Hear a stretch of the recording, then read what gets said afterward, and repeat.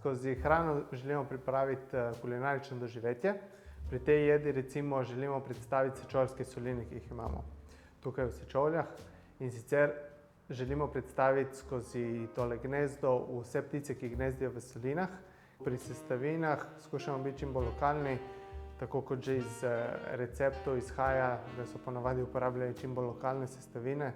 Tako smo želeli predstaviti čim bolj avtentične jedi. Imamo v bistvu tudi juho iz kamna, ki se lahko pri nas sami skuhate.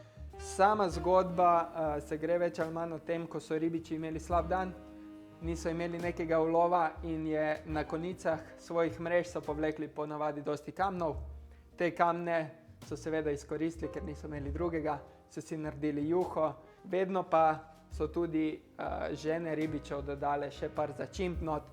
Je pa taka enostavna jed, ki smo jo želeli malo dvigniti na tak nivo, da gost ne bo pozabil, da mu ostane v spomenu zgodba, način življenja naših ribičev in seveda celoten experience, bomo rekli, za mizo.